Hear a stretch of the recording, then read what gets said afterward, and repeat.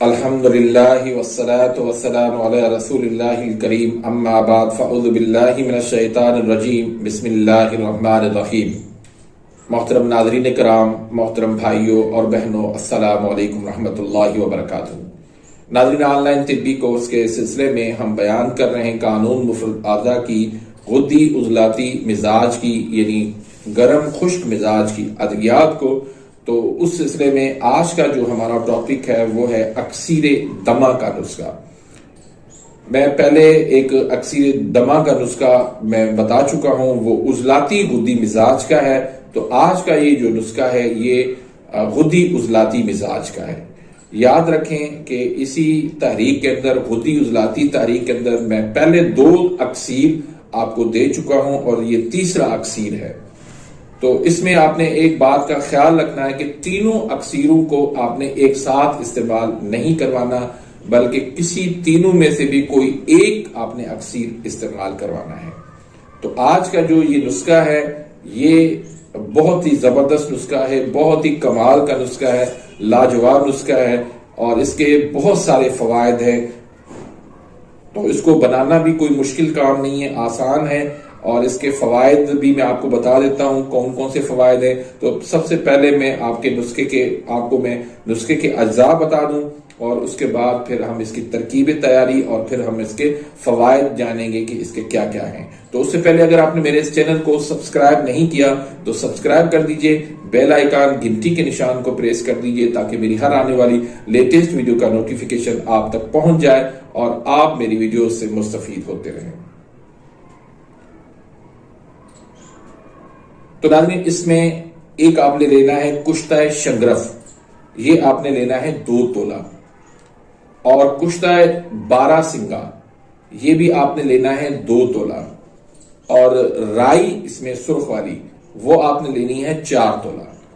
तो पहले आपने राई को सफूफ करना है, फिर इसमें दोनों कुश्ताजात मिलाना है, फिर तीनों को आपने अच्छे तरीके से खल करना है। 2 घंटे तक 3 घंटे तक आप इसको खल करें और फिर इसकी चाहे तो आप नखूदी गोली बना लें या फिर 500 mg के कैप्सूल भर लें। तो एक कैप्सूल आप सुबह दे दें, एक कैप्सूल आप दोपहर को दे दें और एक कैप्सूल आप रात को दे दें ताजा पानी के साथ। अब आते हैं इसके फवायद के ऊपर।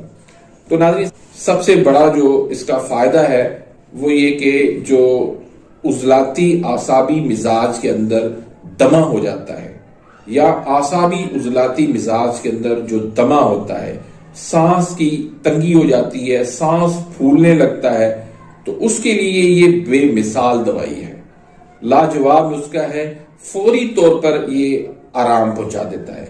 ऐसे ऐसे मरीज मेरे पास आए जो सांस बिल्कुल ऐसे लगता था कि बस अभी ये मरने वाला है, लेकिन अल्लाह के फजल करम से पहली खुराक से ही अल्हम्दुलिल्लाह उनको फायदा होने लगता है।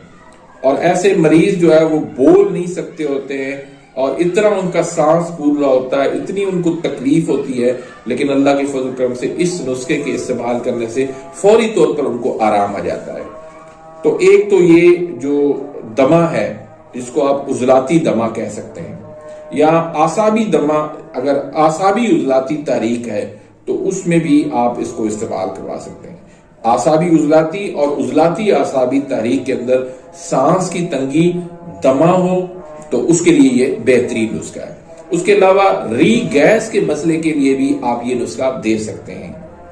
दिल का घबराना हो, नब्ज जो है वो फूली हुई हो, तो उसमें इसका आप इस्तेमाल करवा सकते हैं।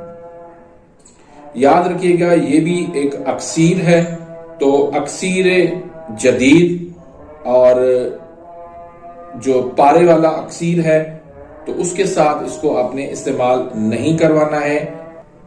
बाकी आप आसाबी उजलाती तहरीक और उजलाती आसाबी तहरीक दोनों में आप इसको इस्तेमाल करवा सकते हैं, लेकिन आसाबी गुद्दी तहरीक अगर है तो उसमें इस नुस्खे को आप इस्तेमाल नहीं करवा सकते। उसमें मैंने जो उजलाती गुद्दी अक्सीर का जो नुस्खा मैंने बताया था, अक्सीर दमा वाला, वो आपने इस्तेमाल करवाना है। तो पहले तशखीस का दुरुस्त होना यह जरूरी है। अगर तशखीस आपकी दुरुस्त नहीं है तो इन नुस्खों का फिर कोई फायदा नहीं बल्कि इसका नुकसान हो सकता है। तो उम्मीद करता हूं कि आज की इस वीडियो से आप मुस्तफीद हुए होंगे। इंशाल्लाह मिलते हैं नेक्स्ट वीडियो में, तब तक के लिए इजाज़त, अल्लाह हाफिज।